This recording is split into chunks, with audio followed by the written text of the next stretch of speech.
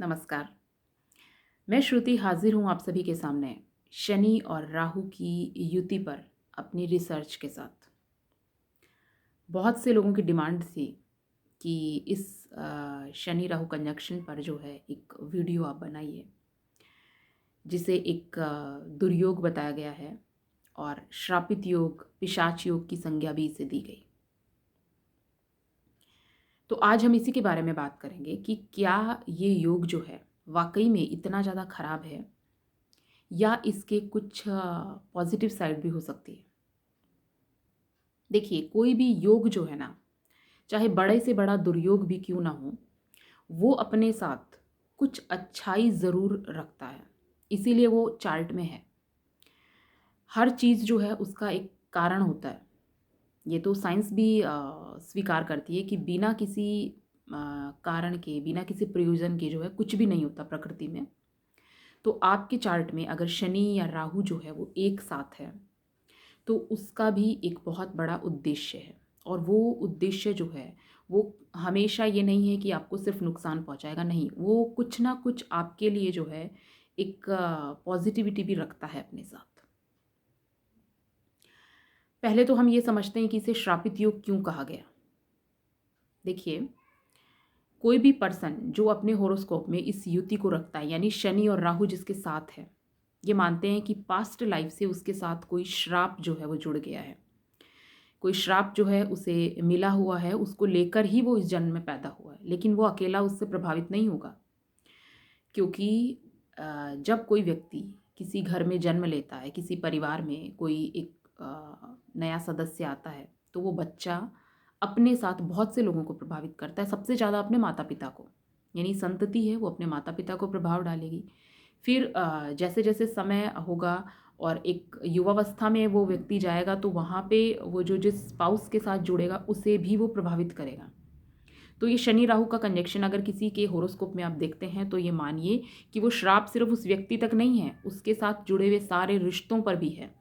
कि कुछ उनका सबका एक कार्मिक सेटलमेंट था जिसको चुकाना है, जिसको करना है, इसीलिए वो इस जन्म में उन उन रिश्तों से जुड़ते हैं, उन उन लोगों से मिलते हैं वो।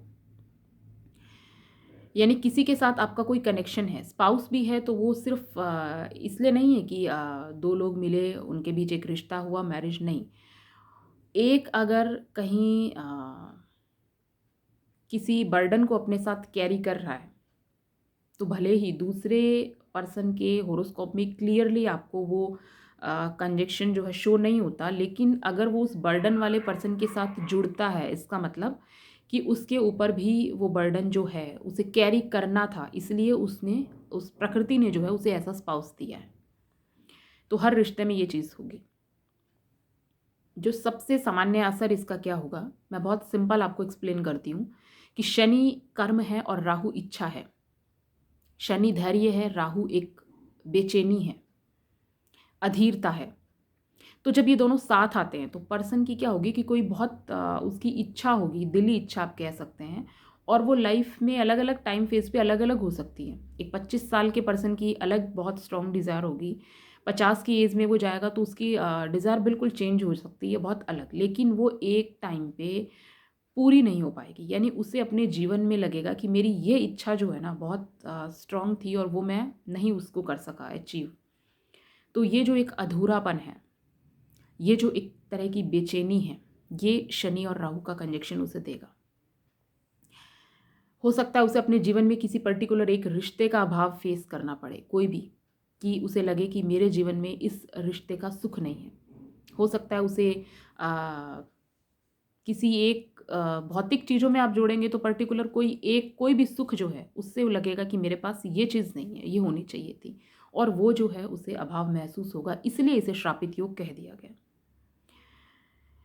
क्योंकि हो सकता है कि लास्ट लाइफ में उस पर्सन की वजह से किसी और ने जो है बहुत कुछ खोया हो, तो उसे वो श्राप जो उसके साथ कनेक्ट हो गया। लेकिन ये युति भी अच्छी हो सकती है, इसके लिए कुछ स्थितियां हैं। जैसे आप उसमें डिग्री देखिए, शनि और राहु की डिग्री, मान लीजिए एक डिग्री वाइज बहुत कमज़ोर है और एक बहुत स्ट्रॉन्ग है, तो जो प्लैनेट कमज़ोर है वो अपना बहुत ज़्यादा असर जो है नहीं रखेगा, और जो ऑलरेडी जो बली है वो इसमें प्रभावी ढंग से कार्य करेगा। जैसे मान लीजिए शनि अगर मृत अवस्था में है डिग्री वाइज, तो यहाँ पे शनि बहुत वीक हो गया है, तो सब कुछ जो हैंडल करने वाला है वो राहु है। और प्रैक्टिकली मैंने लोगों के चार्ट में देखा है कि शनि राहु कंजक्शन में अगर वो लोग राहु को बल दे देते हैं, राहु के हिसाब से कार्य करते हैं, तो फिर ये कंजक्शन उनको बहुत हाइट्स तक लेके जाता है। स्पेशली उनकी प्रोफेशनल लाइफ के लिए बहुत अच्छा है, उनके करियर और उसमें हम देखें कि वर्क प्लेस में उनको बहुत अच्छे जो है रिजल्ट देता है, क्योंकि शनि जो है वो कर्म को रिप्रेजेंट करता है, लेकिन राहु आपको उसमें एक वो कहते हैं ना उस किसी चीज़ का विस्तार करना बहुत ज़्यादा, वो उसमें राहु करवाता है।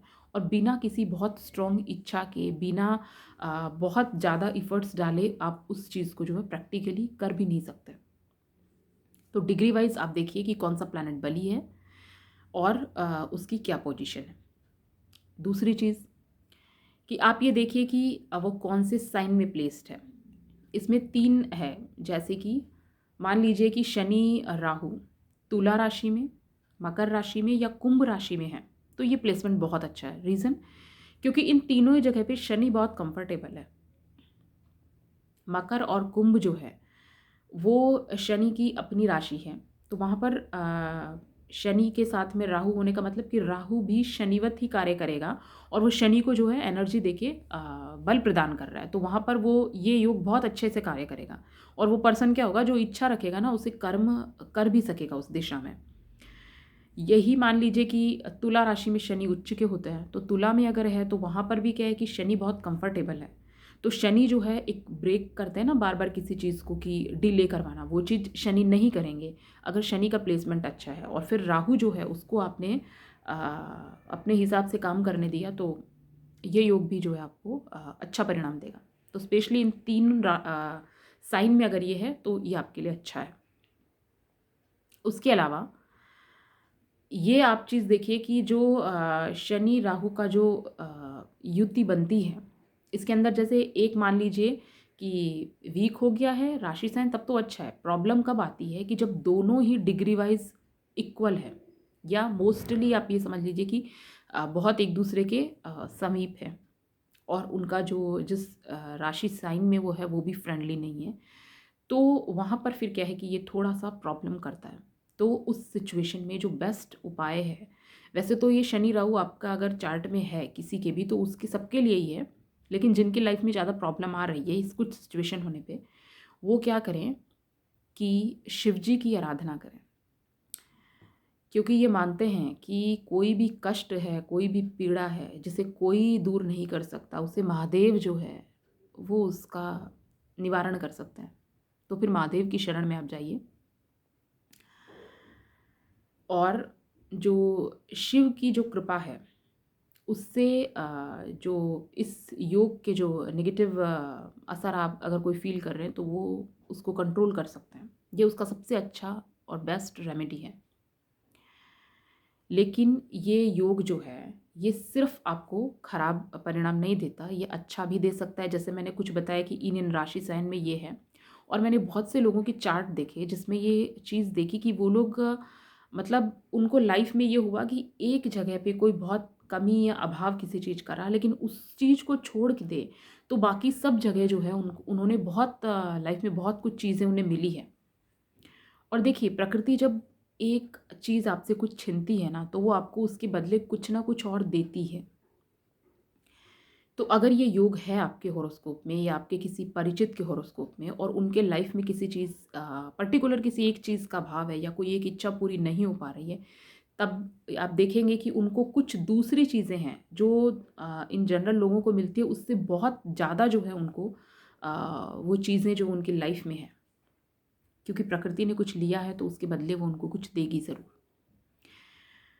तो शिव के मंत्रों का जाप करना है।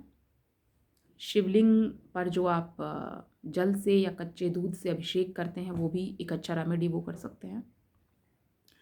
और इस कंजक्शन में स्पेशली आपको ध्यान रखना है कि राहु जो है वो आपका एक्टिव रहे और आपको पॉजिटिव तरीके से काम करे, उस चीज़ का भी आपको ध्यान रखना है। तो फिर क्या है कि यहाँ आपकी जो इच्छा होती है ना उसको आपको कंटिन्यू जागृत रखना है, तो फिर कर्म आप उस दिशा में करेंगे तो फिर ये कंजक्शन जो है आपको खराब रिजल्ट नहीं देगा। उम्मीद करूँगी कि इस दुर्योग के बारे में लेकर बहुत सी जो ज़्यादा भ्रांति हैं वो दूर हुई होगी और आपको ये वीडियो अच्छा लगा होगा। इसे लाइक ज़रूर कीजिएगा, शेयर ज़रूर कीजिएगा और मेरे चैनल को सब्सक्राइब करना मत भूलिएगा। मुझसे पर्सनल कंसल्टेशन के लिए आप डिस्क्रिप्शन में दिए गए ईमेल आईडी पर मुझसे कॉन्टैक्ट कर सकते हैं। धन्यवाद।